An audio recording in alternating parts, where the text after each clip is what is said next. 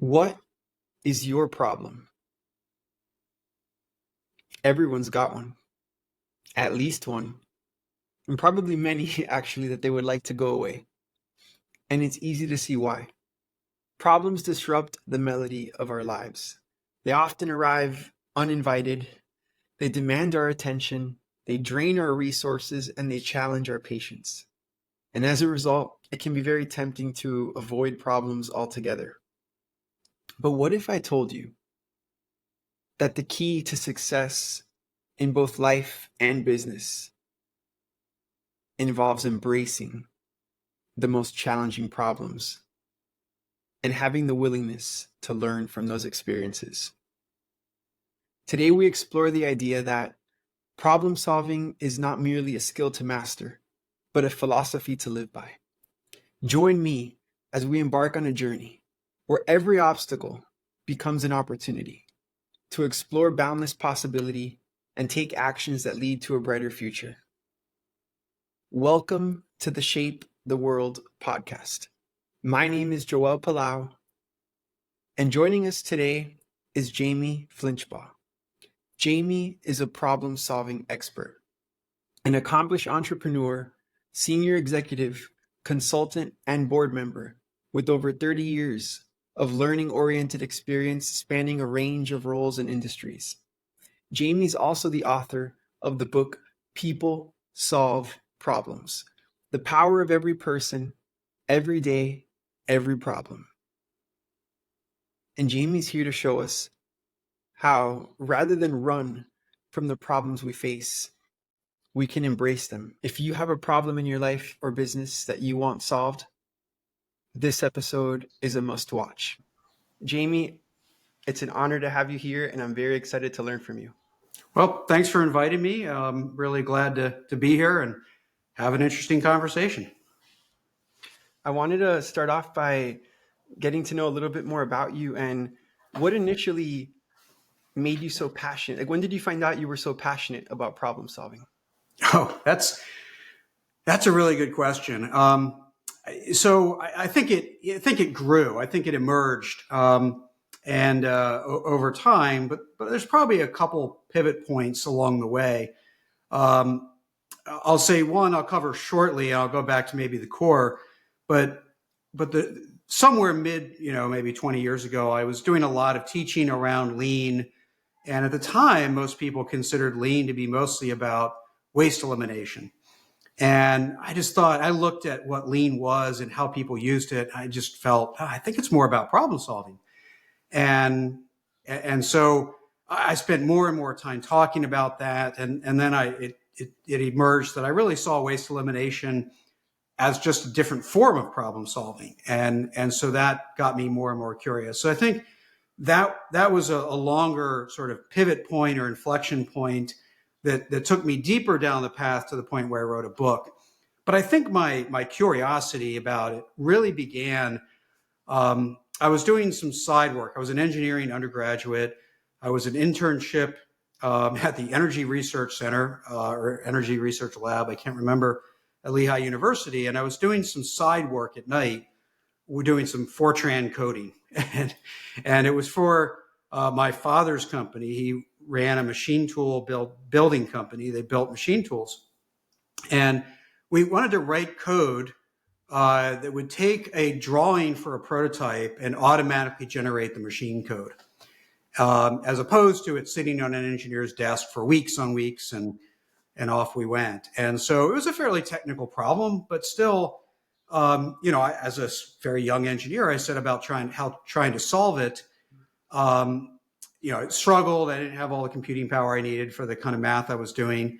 And then what happened was, when it came back, I shipped the first prototype of the software, and they're like, "Oh, it's generating the wrong answer." And I was just beside myself.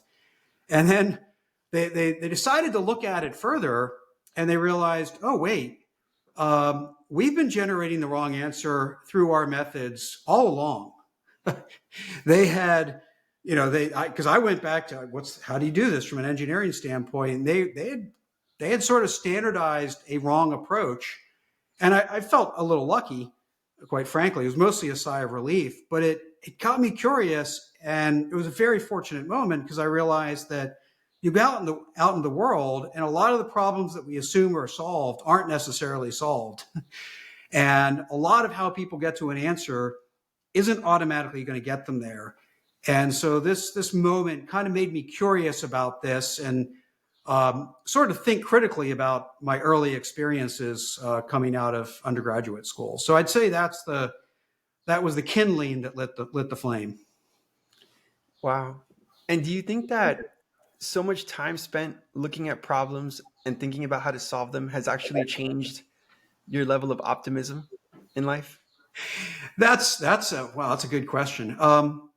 Not by itself. I think it has. I think it if we look at problems differently, there's sort of always some path forward, some action we can take, even if it's a small step towards a problem.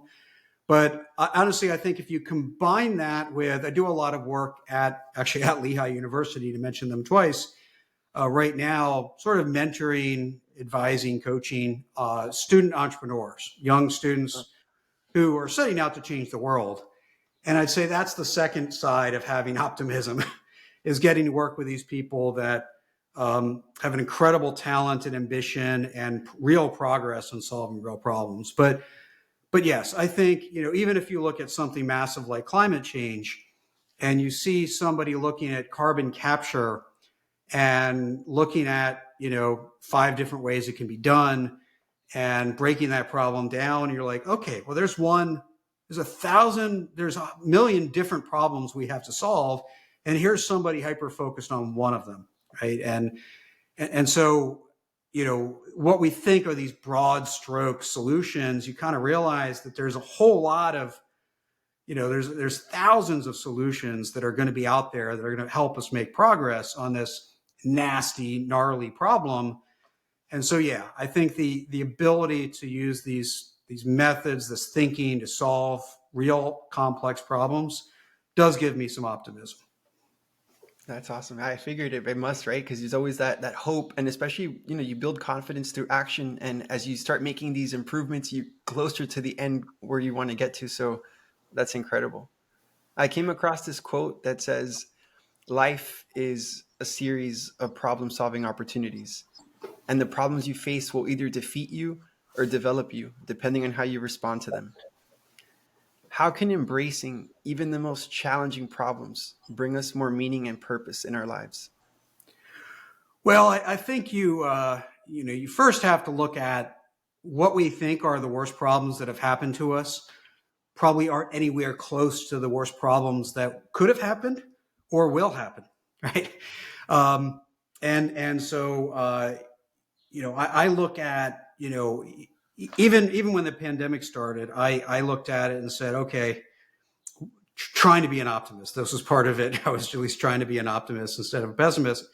And I looked at some of the kids who had come through school, and let's face it, there hasn't been a lot of adversity, at least in the U.S., since the 2008, 2009 financial crisis. Like, it's been mostly up and to the right, free money out there, things are going well. And you look at like my kids who had grown up in most of that era, and it's like, well, what adversity had they faced? Like, great opportunity for them to learn some adversity. So I think you first have to look at, recognize that when something really bad happened, it probably could have been a whole lot worse, and it wasn't. So get over it, right? And recognize that. And the second is that, no matter how bad it was, the best path forward is through, right?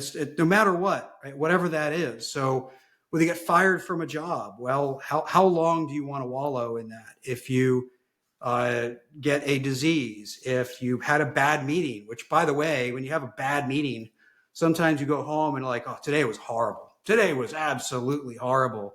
And you feel like the end of the world. It was just a bad meeting. Like, get over it, right? But it's still, no, solve it, right? Do something.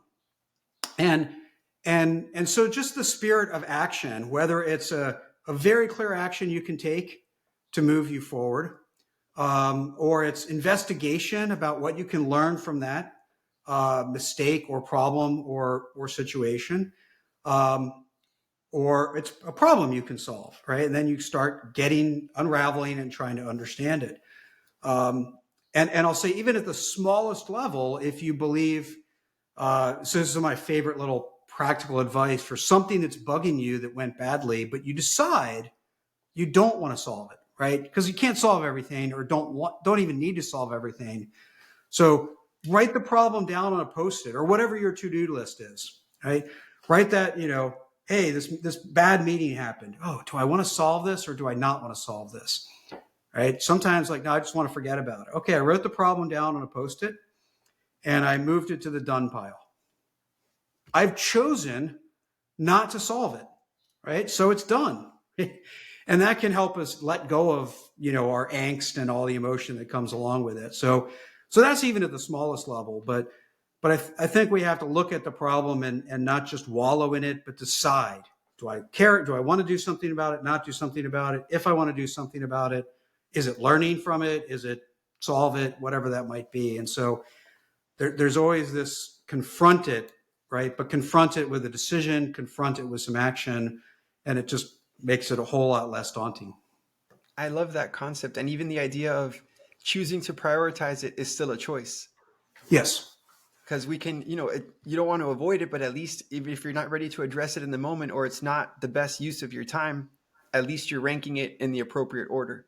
Yeah. So, and no, there's no gun to your head. You can decide to ignore it. You can decide to just let it go. You can but either way, you can decide, hey, 2 weeks from now, I'm going to engage in this problem. But right now I'm too emotional about it. Maybe I won't be thinking clearly about it. So yeah, I'm going to put something on my calendar for 2 weeks and then I'll pick it up again.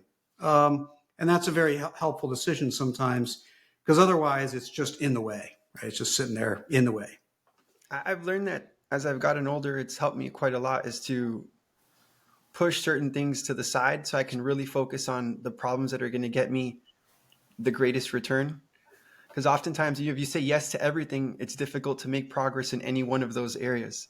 So that's a skill that I've tried to develop for myself over time. And I've noticed it makes quite a difference in terms of my focus and attention and my effectiveness to solve any particular challenge that I'm currently facing. Right. And I'd say that's true at 3 levels. One, the main level is the day-to-day level, right? Just deciding, like, hey, I'm going to put these things aside. These aren't important. I'm going to focus on these. That's the task level.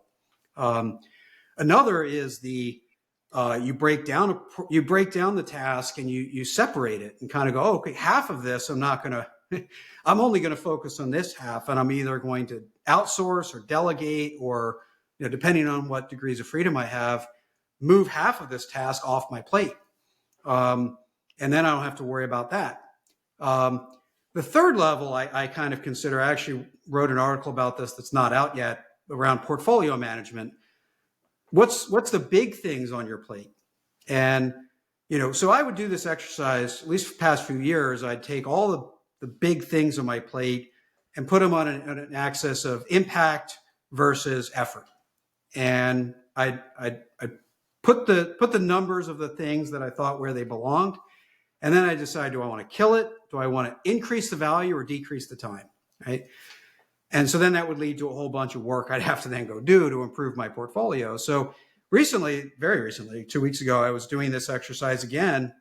The last year, I worked really hard at simplifying my work, really getting all my clients down to like 1 or 2, very clear advisory engagements. And so I've done a lot of work to simplify. So I started putting stuff on this index, and I realized I didn't have a lot of stuff on my plate. I had a lot of work, but I didn't have a lot of different things. And my first reaction was like, oh no, I should have a lot of things, right? But when I looked, oh no, this was the sign of success of simplification. And working really hard on that is, my portfolio is now simplified so that I can focus on the things that matter most.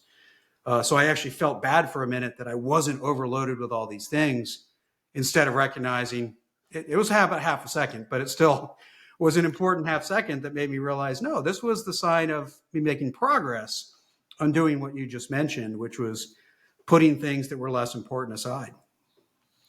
And, you kind of mentioned it, where emotions play a big factor. And oftentimes we can make a problem seem much bigger, at least to us, than it really is, right? So, how important is it to develop that skill of breaking these larger problems that seem daunting and overwhelming into more clearly defined component pieces so that we can start to make that forward momentum?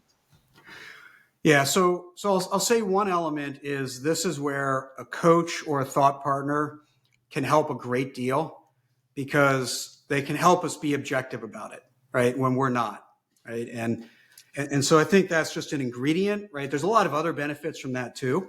And they don't have to be better. Like I'll sometimes use my own team to just go like, hey, I just want to think out loud about this, right? Or I just want a gut check on this. Like, hey, I'm kind of, am I overthinking this, right? Or whatever that might be. And I just want a gut check against that. So having some help, right, to pull you out of your own mind and look at it a little more objectively can help a great deal. The other part, as you mentioned, is breaking down a problem. And, I think when there's a methodology called 8-step problem solving, and 8-step that's really meant for a particular type of problems. But halfway through the problem solving, they break down the problem into potential causes. But to me, breaking down a problem is always useful, but there's different places you can do it. So a lot of problems that have a lot of emotion, breaking down the problem before you start into other sub-problems can be much more useful. So I'll give an example of one. I was working with somebody, and I want to disguise the problem a little bit, where they had a bad encounter with their boss. Fundamentally, right? We all have those at some point, but a bad encounter kind of wrapped up around it, and so we kind of broke it down into a dynamic with that individual, a dynamic with the situation, and a dynamic with their team. And two of those three were actually very easy to manage, right? And so then the messy one became much smaller. And once you looked at just that one element, you could also make a decision about, is this really their problem or is it my problem, right? And you could kind of go, no, this actually just says more about them than it does about me. And so I'm going to choose to let it go because this is what they're going to do, right? Or I'm going to embrace that problem around their, behavior and then try to manage the process differently. But when it was all one, it was just, you're in a bad spot, things don't feel very good, and you're wrapped up in trying to find the solution. And because it's so big at that point, you're also looking for the solution as opposed to like, no, there's actually like 5 different things I have to go do. And so the sooner I get to those 5 things, the faster I'll make progress. Yeah, I that resonates with me a lot. It kind of makes me think that, you can't boil the ocean. So when you start to titrate down into those key areas, it, helps you really refine your focus. And then a major takeaway for me from the book was this idea of not solving an imagined problem, and how the angle in which we choose to address a problem, right? The way we phrase that problem statement ultimately affects the direction, the depth, the magnitude of the solution, and it changes everything moving forward. So how important is it that we define the problem properly, but also that we're really aware of our inherent assumptions, biases, and expectations as we do that? Yeah. So, boy, biases and expectations can be a whole other book, actually. But I'll start with the imagined problem. Right? There's some things, and this is testing against some of our assumptions. There are some things that feel like a problem, but aren't. You realize they were a necessary step or event, or they just happened, right? They just happened.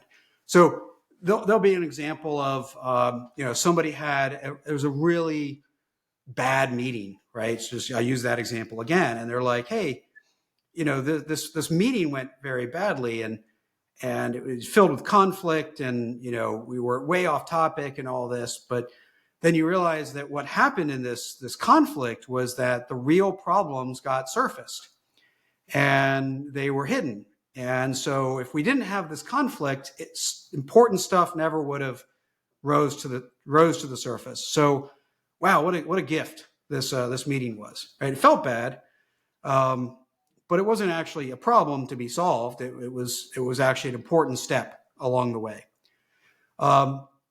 So I think I kind of look at whether something's value added around whether it moved things forward or not. So we have to challenge some of those assumptions just around, is something a problem or not, as that occurs. So I think that's the starting point. I think from there, as we challenge our assumptions, this is the second reason that having a thought partner, a coach, right, or team to work with is really, really helpful, because my biases might be different than yours. My assumptions might be different than yours.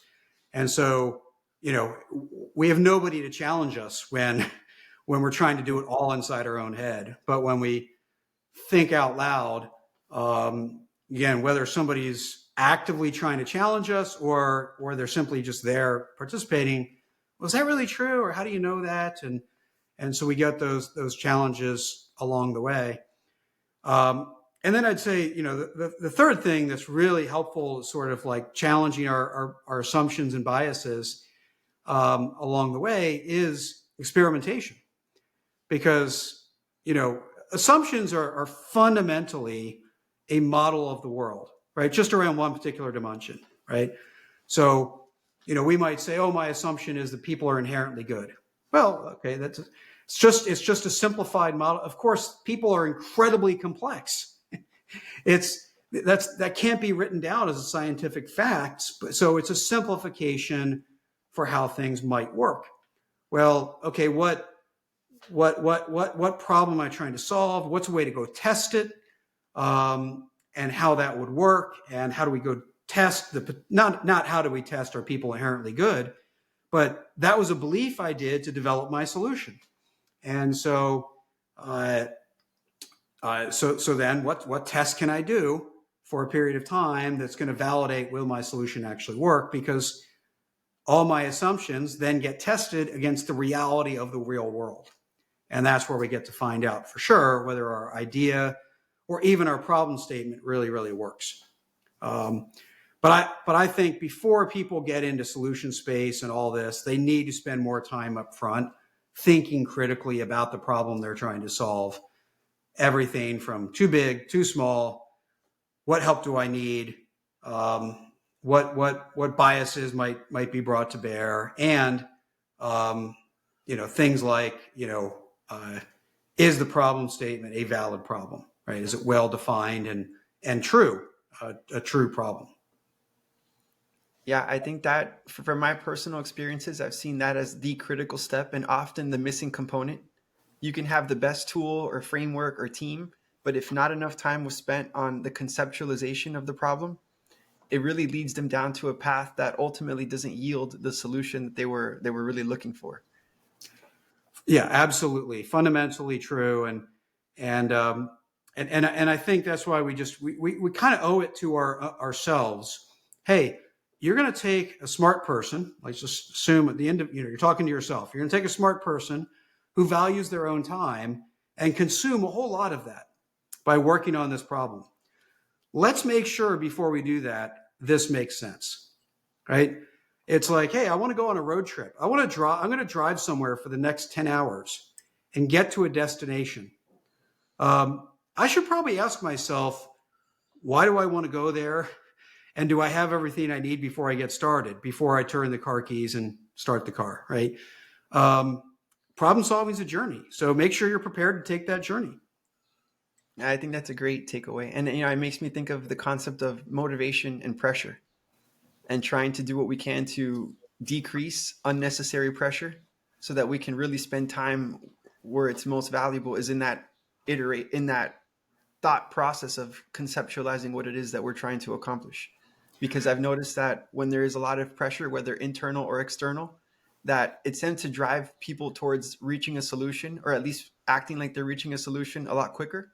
But of Mhm. course, then you miss the purpose and the point of truly getting to what the essence of solving the problem. Yeah, and I think an important word you used there was unnecessary pressure, right? So, because some pressure is real, like, right, if something, Exactly. if there's, smoke coming out of your kitchen, like, okay, this, like, well, let me take my time with this, right? We do have to act, right? So some pressure is real. I think what then becomes important, so don't make it worse with unnecessary pressure, right? So that's absolutely true. I think sometimes the pressure when time bound, it's like, okay, what's the best we can do by that time date, and and then go deeper after that. Um, but I think the other aspect is uh, really understanding second order effects. So here's probably the most common example is you have a customer or a client that has a problem and they say, hey, you need to solve this. I'm unhappy. I want this absolutely solved. And so everybody jumps into action, like, let's get them an answer today. Well, the second order effect is like, so we were reactive, right? We absolutely, we responded quickly, client's happy, right? But what happens if we gave them an answer that's wrong? The second order effect is we've lost even more trust with that customer or client. So, hey, yeah, I might want to get you an answer fast, but it might be more important to get you a good answer. And so I'm going to take the time I need, no more than necessary, but take the time I need to get you a good answer. So sometimes the pressure forces us to the primary solution, but we ignore the second order effects. And that's where we can often get into trouble, is the second order effects. It almost makes me think of the benefits of, on an individual level, when you're confronted with a daunting challenge, taking a deep breath. And the same thing as it applies parallel to an organization, taking that deep breath before you actually go and try to, confront the issue at hand. Yeah, absolutely.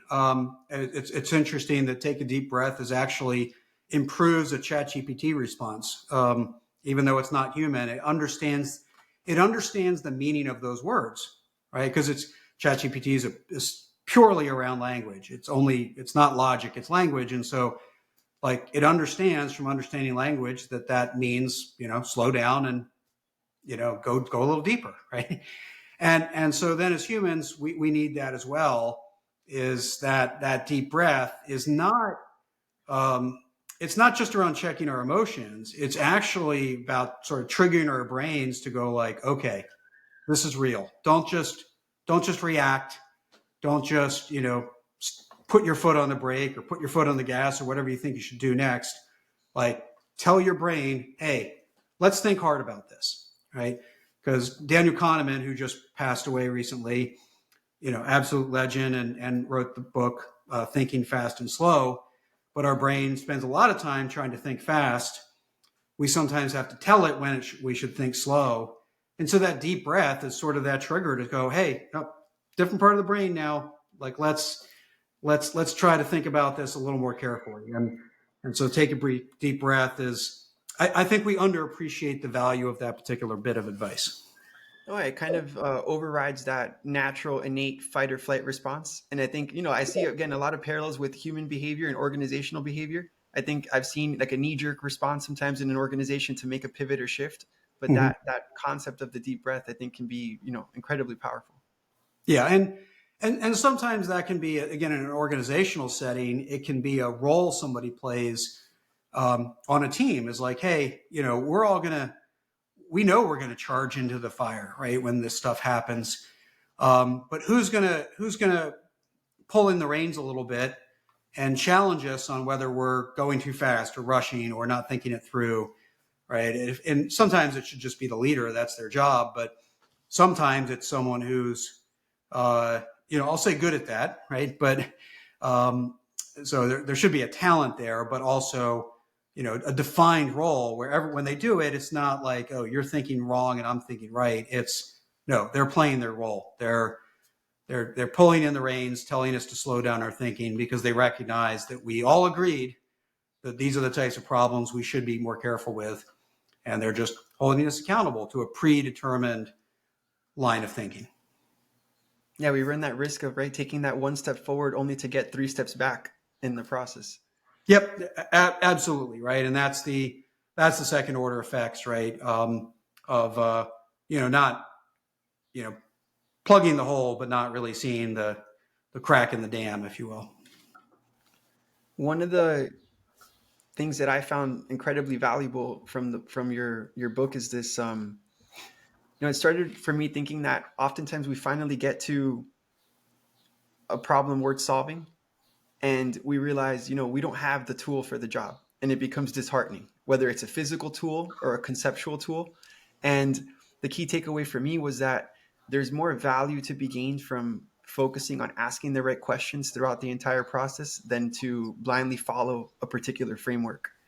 And I do realize that tools give us comfort. But you kind of, in the book, you have this example of MacGyver, and that he never quite had the tools, but always found a way to make it work. So, and you also mentioned that human efforts are ultimately the differentiator and not the tool themselves. So can you describe a little bit more on the concept of people-centered capabilities and why they're crucial to successfully solving problems regardless of the chosen method or tool that's being used? Yeah, so there's a reason problem solving becomes such a widely used practice over decades and decades and decades, and it's because we can't really figure out how to tell a computer to do that. We can tell a computer to do a task in problem solving. We can code that, but we have to see the diamond in the data. We have to use some creativity. We have to connect dots in different ways that weren't connected before. So troubleshooting, which is matching predetermined solutions to pre-understood problems, that you can train computers to do. But problem solving usually involves some learning, and that's not the kind of learning that computers can do yet, at least. I'll add the yet. So I think what's really helpful is when you look at, I'm not against tools, so I want to be very careful about this. I'm not against tools. They're useful to train. They're useful to hold you accountable to being disciplined in your thinking. They can help add rigor, right? And sort of force you to be a little more rigorous in some of your steps. But I think if we look at them as a job aid, right? Like it's me that has to, I can't, if I could take anybody and they could fill out the template and come up with the answer, then it's just a template. Then the template is the value.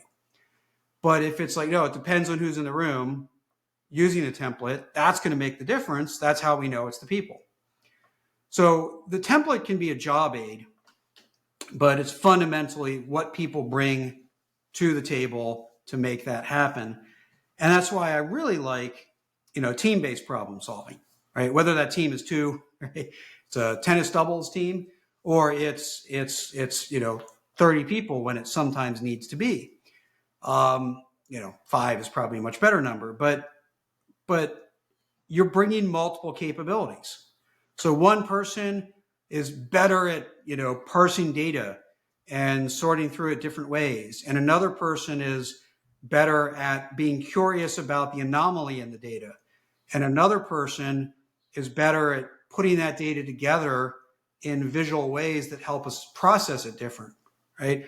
Those that's just data, right? And there's 3 different capabilities that when you bring them together might allow you to advance further. So when you say you don't have the tool for the job, I'd kind of argue maybe we don't have the person on the team that has the capabilities we need to take that next step. So before somebody looks for a new tool, I might invite somebody new into the conversation to help get us unstuck, because they're going to ask different questions, look at it differently, and challenge our thinking. So in the end, right, with tools, without tools, it's the people doing the work. Tools can be helpful, and most of the time they are. 90-something% of the time, I don't have empirical evidence. Most of the time, tools are helpful, right? They're not the magic, they're helpful. But sometimes when we become over-reliant, they become the impediment. And that's not the inspiration, but that's certainly part of the inspiration for why I wanted to write a tool agnostic book. And you gave this great example of a musician, and kind of really made me think about the force multiplier effect of a tool is only really realized to its full potential if in the right hands. You talked about how that musician, if they have their instrument, they can play amazing music, but if they give it to someone else who's not a musician, it's not going to make anywhere near the same sound. So I think that was a great metaphor. Yeah, it's in a real example. Prince. I have a friend I went to high school with. He was for several years Prince's drum technician, I believe. Oh, cool. So he got to travel with Prince, and it was amazing that Prince could pick up any instrument that his band played, and then play it better, right? And and so, but it wasn't just in the playing; it was in, particular, intonations or particular, style or particular nuance that he wanted to get out of his band when crafting music. And it's just an example of someone that was, nobody could train enough to be as good a musician, because it wasn't about playing the drums. It was about putting it all together and having a great deal of talent. And so, I think the very best problem solvers can fluidly move from tool to tool, because they're like, yeah, because I understand how to use that tool, and I'm not an expert in it, but it's close enough, and I understand what we're really trying to accomplish, and they can play an 8-step as easily as they can play an 8D, and as easily as they might have a preferred instrument, but that they really like to play, but they can pick up almost any instrument and learn how to play it in the problem-solving realm. It almost comes down to that being able to find the right tool for the job and apply it accordingly. It is. I think one of the moments, I had many years ago, like 20 some, I think now, but I learned about the tool Trees, TRIZ, for those thinking it's something else. And Trees is a very different problem-solving tool set. Very similar in a lot of ways to design thinking, which pulls in more creativity around the solution, less perhaps rigor around root cause and cause and effect. But what I learned about Trees and about how they tap into sort of trying to take natural solutions that exist in nature and bringing them into how do they affect the problem I'm trying to affect. I'm like, what a different way to approach a problem. And so that, I won't say that was a moment, but it definitely had effect on me to be more curious about how different tools do help. Right? I have a call, an advisory client this afternoon. It has a big decision to make. They're struggling with it, and I'm already thinking about like, well, I might give them 3 different tools to use to sort through this decision, and I don't even care what the right one is. It's like, just pick one and start, and then you'll get more curious. And if that one doesn't seem to be making it more clear, then grab another one, right? But there's almost never a perfect tool. There's a better tool. And I think, again, the more we learn broadly, the more we can pull in different tools. And if we don't know all the tools, we can pull in different people that have capabilities that delivers the same result for us. It's often said that the answer to every problem is hidden in plain sight, but we know that in practice it's rarely ever that easy. In the book, you talk a lot about the importance of digging well beyond your initial superficial solutions and really being willing to get creative and really bring a lot of freedom into the ideation state so that you can give voice to those silly ideas that may lead you down a path of true innovation. Yeah, I think, you're in exploration phase. So there's, other than some time, which if you have a bad answer, time is going to be, you wasted a lot of time. So it's worth spending the time, but spending a little more time to think more broadly, more creatively around the solution space, I think is really always worth the effort. And I think there's a couple of things that can happen. One, you go test some extremes and you kind of sometimes find out, oh, that extreme can work. Right? So you might be working on a problem that's stated around efficiency, and you're like, how do we make this process more efficient? And one of the extreme solutions is, and maybe you should have had this before you started the problem solving, but you didn't. So now here we are. But one of the solutions is we could stop doing it. Just stop doing it, right? That's a solution. And so, yeah, maybe we can't, right? But we sort of want to test that theory. We want to test, hey, well, should we do it at all? Should we just outsource it, right? Well, that's an extreme solution, but we can get there as well. We could take all the complexity out of it and make it just one item, and then it's going to be way more efficient. Well, that's extreme too, but that'll be an example where, okay, maybe I won't do that extreme thing, but maybe I could not do it half the time because it's not valuable all the time. So half the time we do the process, we don't have to do it. So we're going to do it less often. And there's a chunk of the work that we could outsource. So that's going to help. And, when we start thinking about, sort of the complexity of the work, it's like, well, okay, I can't get down to 1, but maybe I could get from 10 to 3, and that's going to take the complexity down and make it more efficient. So maybe none of the extreme work solutions work in their first iteration, but pieces of them work as you put them together. And so I find people don't test. It's hard to test your assumptions and test your solutions all at the same time. So test your solutions more broadly, come up with broader things, and then put those against your assumptions and see what can actually work. And chances are more can work than you originally thought. And how important is this concept of failing fast and testing the simple versions of solutions before moving on to the more complex versions? Well, I think, for one, here's the thing that I see happen way too often is by the time we build, especially depending on what it is, but if we build out the final solution in a very large scale, and then deploy it, and it's not working, we get stuck with sunk cost fallacy, which is, hey, we put all this effort into it, we can't go back now. And so the solution's not working, but we're going to stick with it anyway. we just keep moving. I've seen that downfall happen when it comes to large scale software programs that were very costly to get started with, and it wasn't quite piloted, and it was kind of mass adopted. And then you're right, you're working around the problem instead of getting closer to what the ideal state would have been. Right. So, here's an example. Here's a place where this happens very often, and that's HR policies, right? You kind of go, well, we can't issue an HR policy that's separate from other people because that's not fair.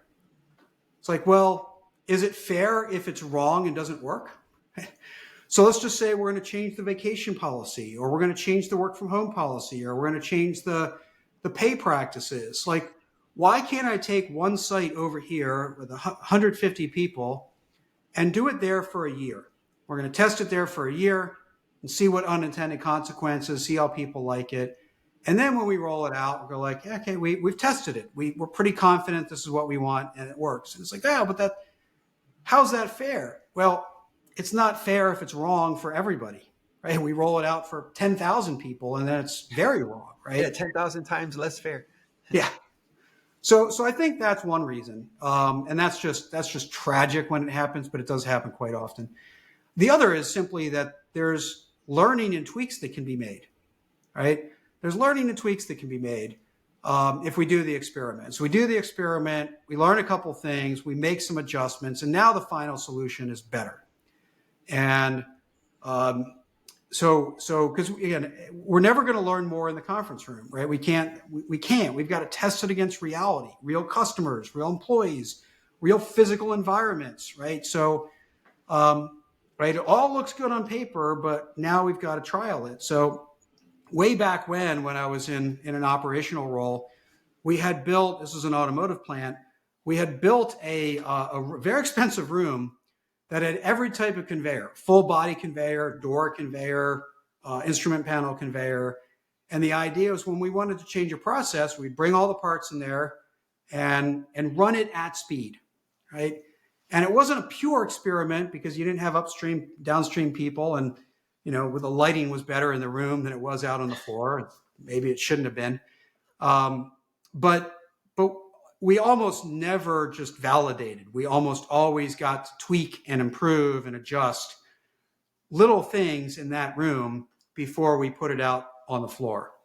And when we put it on the floor, we had to train everybody. We had to update all the documentation. We had to do all that work. So let's sort of get as close to optimal as we can with the experimentation phase before we sort of lock it down with training and all these other things that we're investing. Yeah, I mean, it makes me think, like, with everything in life, we get better through action and practice and experience, and Yep. problem solving really is no different in that sense.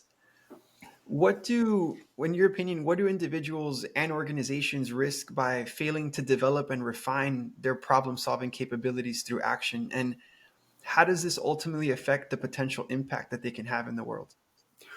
Well, I think there's a results side of that and there's a human side to that. I think the results side is that it's what most of your employees are doing, either at the fast, rapid scale, right? The thinking fast, in Daniel Kahneman's words, or the slow, or the problems we have to slow down and think about hard. That's what's driving a big chunk of our performance, right? And so if you it's kind of like you buy talent, right? You get talent in the door and you hire them, but then you don't put so you buy a car, but you don't put the right tires on it, the right fuel in it, and it's just not going to perform as well.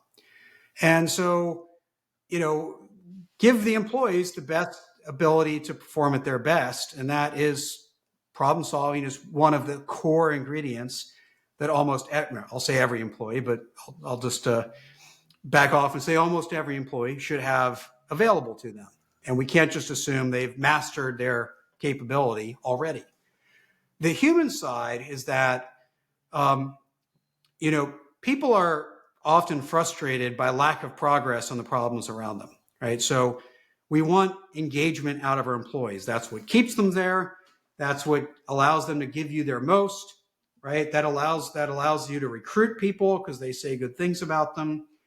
And so if they are stymied, if there's too much resistance, if there's too little progress on the problems that are frustrating them the most, and they don't have the ability to engage in actually solving them, then you're not going to have as an engaged team. And so fundamentally, if you want your talent to stick around, to get the most out of them, to recruit other people on the human side, you need to give them a chance to engage in the stuff that frustrates them. And that's problem solving, right? Otherwise, it's just complaining and then other people coming up with solutions that probably aren't going to work. I 100% agree. I'm a big believer that engagement and motivation are highly linked to your ability to effectively solve problems in an organization. And, over time, if that need is not met with great enough sufficiency, it becomes like this erosion of effort over time, because you feel like you're not able to solve the problem to the level that you wish you could. Yep. Yeah. It becomes insurmountable barriers that you look at as essentially locked in stone reasons that you'll never enjoy the job as much as you could. And, you see this, here's some clear evidence of this. You'll see people leave a company to go to another company for a reason, like the reason that they give is a problem they could have solved at that company. And it's like, oh, I'm leaving for this reason. Well, we could have solved that, right? I may not say that in the exit interview, but we could have solved that. And what was a greater effort, solving it or leaving the company to avoid it, right? And so you see this all the time when people leave a company for not just for a better opportunity or because they want to relocate but just because there was something frustrating them that over here at this other company they weren't going to have. Well, that's evidence that we hurt somebody's engagement because we couldn't solve the problem. I believe that the best employees don't leave because of pay. It's oftentimes because they're the ones, if they're the best, they're highly invested in what they're doing. They're Right. leaving because of something different most of the time. Most of the time. Yep. What advice would you give to an organization that wants to strengthen their problem-solving culture? Well, I think, the natural answer is they invest in training. And I think, unfortunately, that lever has been pulled so many times. Not that training's bad. We should train people in problem solving. Don't get me wrong. But almost every organization has training on problem solving. So to me, that's an ingredient, but it's far from sufficient to actually get better. I think you need to find some way to develop coaching, whether it's a full-time dedicated set of coaches that can help people cultivate their problem-solving capabilities. You turn every manager into a coach and say, start, we're going to try to make you better as coaches, but every manager should start coaching. It's part-time volunteers, or it's just getting groups together to coach each other. And, they all bring their problems to a huddle once a week and share what they're doing, get some coaching from each other. So the good news about coaching is that, yes, you can cultivate a very good coaching practice. Here's the standard work for coaching. Here's how we train coaches. But if you just get people asking questions about your problem, you've already started coaching and you've started adding value to that. So, you can present a problem and ask seemingly dumb questions and you'll still get better. So you can invest in coaching just by starting to do it. Again, there's ways to elevate that, right? But just starting in any way possible is probably the best way to elevate the practice. Yeah, it seems like coaching can really be that catalyst for developing that problem-solving culture. And then in the book, you mentioned this idea that organizations don't change, only people do, and that transformation happens one heart and one mind at a time. For organizations that want to develop capable problem solvers, does it really start with fostering those capable problem solving coaches? I think so. I think you want to get some people passionate about it. That can come at a cost of getting people to be a zealot about it, and that can close a few doors. But not everybody's going to become a zealot, so I'm okay with that, right? But I think you want some people to be passionate about it, whether they're a leader and they want to make their own team better, they're just an influencer and they want to help anybody that knocks on their door. It almost doesn't matter, right? But you want to get some people passionate about elevating the practice. And it doesn't take many.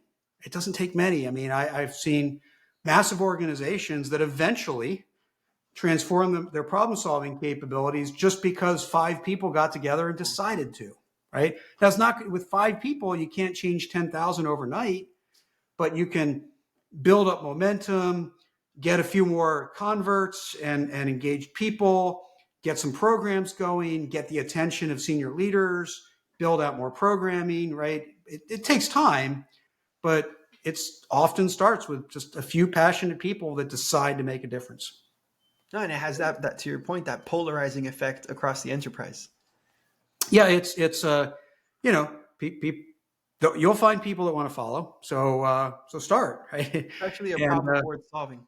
yeah, and progress can be made, and you go from 5 people to 6, and you go from 6 people to 10, and you build momentum that way. So it doesn't have to be this top down. It can be, but it doesn't have to be this top down, transformational program. It can just be, we're going to start getting better at this and build up a community of practice, and then see who joins us, see where it goes from there. From my observation, it seems like, desire is one of the key criteria for a coach. That the fact that they want to be a coach and start making that difference. But what else would you say are some key qualities a coach should possess if they're going to be effective? Yeah, I think it's hard if you hate doing it. It's like it's going to be hard to be effective because you're going to look at it as a burden every time you do it, and it's going to be hard. So I think curiosity is really valuable because you want to understand their thinking, the person you're coaching. You want to understand what's behind their work. You want to help them explore areas that they haven't explored. So your curiosity helps them go there. So I think curiosity can be really useful. I think some level of servant leadership is really useful. And what I mean by that is all your coaching is for their benefit, right? So like, it can't be like your idea, like, oh, well, this is a great opportunity for me to have a really good idea that you're then going to use to solve your problem. That's not coaching. That's participating as a team member. And so to be a coach, it really has to be about the other person's success. And so some servant leadership is important. And then I think another thing is just reflection, right? Being self-reflective, self-observant and self-reflective, because coaching takes a lot of learning. And you can train, just like problem solving, you can train coaching, but you kind of got to practice it. And it's hard to get people to observe your coaching to that. I mean, sometimes this works, but it's hard to get somebody to observe your coaching, to give you feedback about your coaching. So your best tool is self-observation and reflection.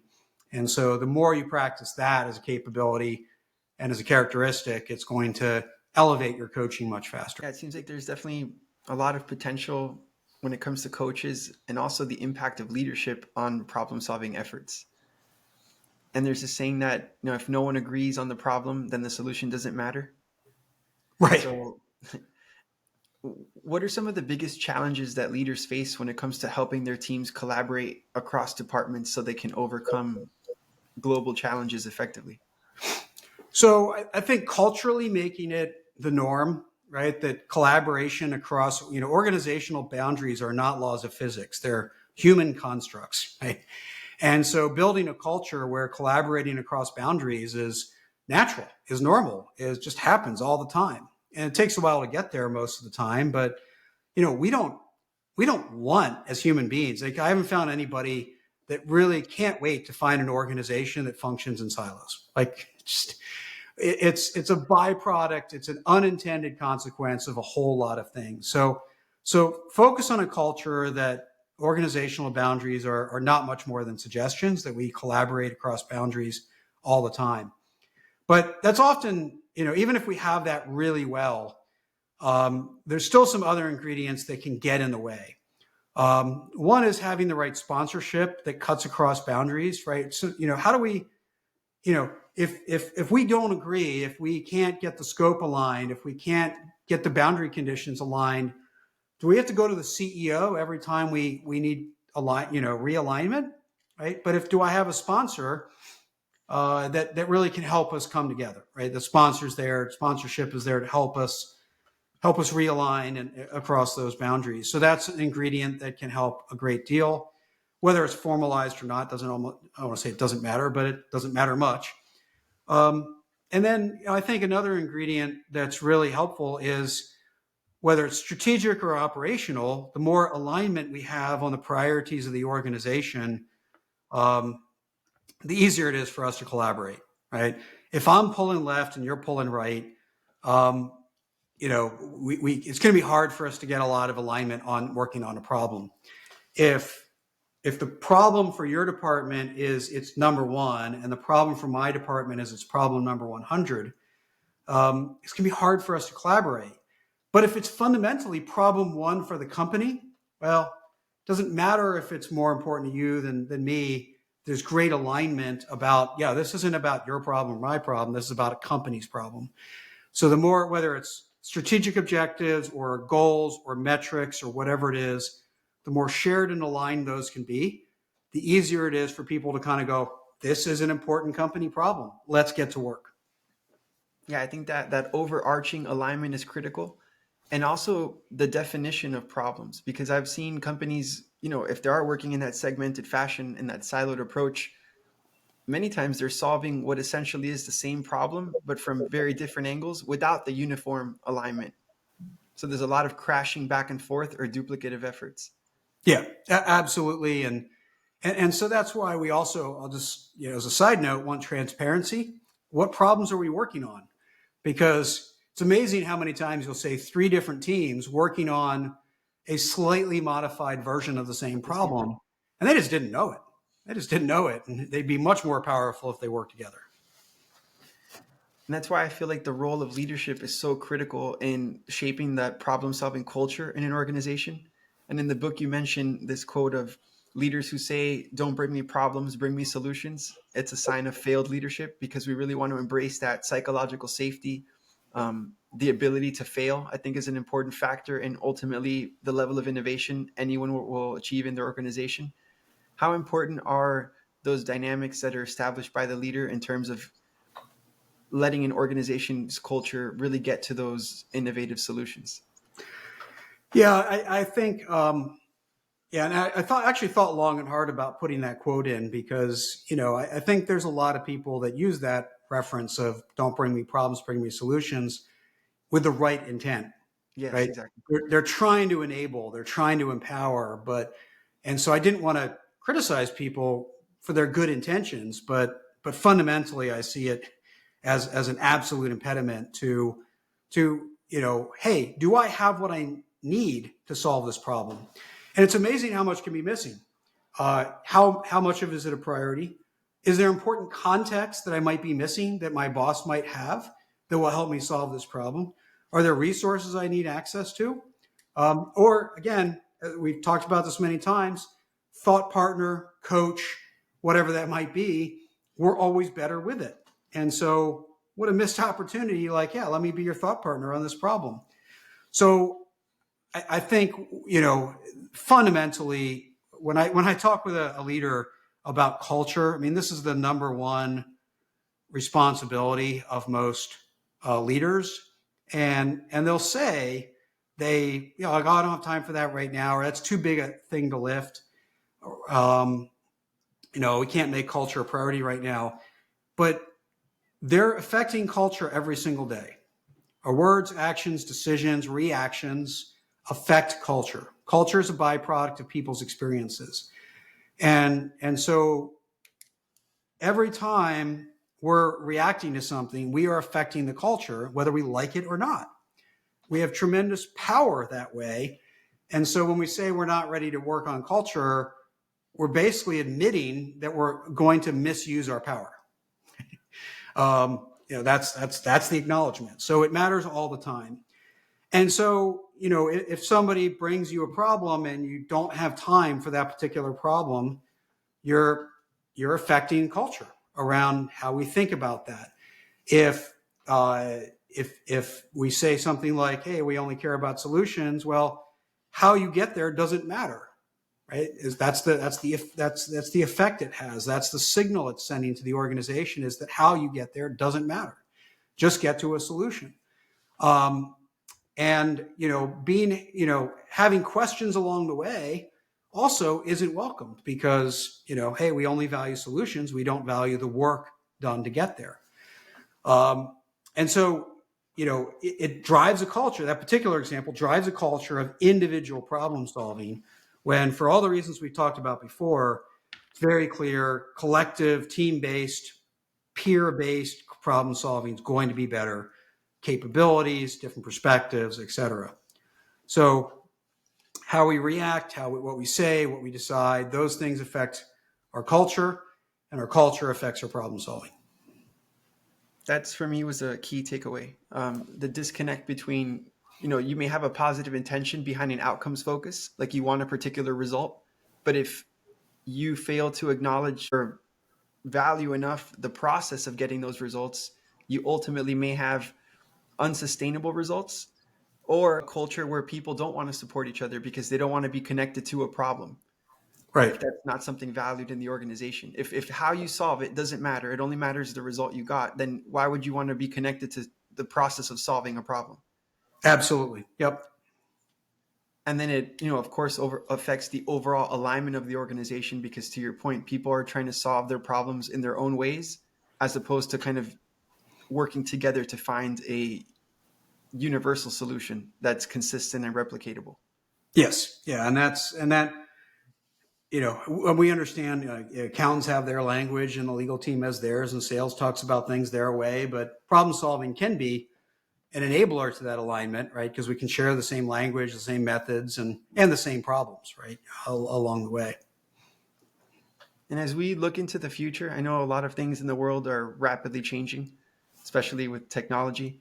But that human centered approach, I think, needs to remain at the forefront. As you envision the future of business and the problems we may face, what role do you see your book and the teachings in it playing in shaping that world? Well, I hope, whether it's, solving problems like climate change, or it's leveraging new problem solving tools like artificial intelligence. I hope so if somebody says, hey, I'm going to do an A3 or I'm going to do ChatGPT. It's like, well, no, they're just tools. They're all just tools. So I want people to get more down to the foundations of problem solving, be more thoughtful about how they're doing it, um, and and, uh, and engage in their capabilities and the capabilities of the people around them. And so I hope to change the culture, the beliefs, and influence that. So that's A. B, I hope people build on it. I want to people to find more commonalities, to find more extensions, to find more, uh, fundamental practices about how they can pull some best practices from some A3 problem solving and use it for how they think about using artificial intelligence in their work, right? So what I hope is that we get smarter about, all of these things, especially as we have new tools available to us. I think that's the perfect time to be really thoughtful about how we use them. Jamie, thank you so much. Your book was transformational for me, and I have no doubt it'll be transformational to individuals who read it and organizations who adopt it into their practice. I really appreciate the time to have this conversation with you. Well, thanks for having me. Thanks for reading it, first of all. And I hope people listening will at least be inspired to pick it up, read it, and more importantly, apply it. It's awesome.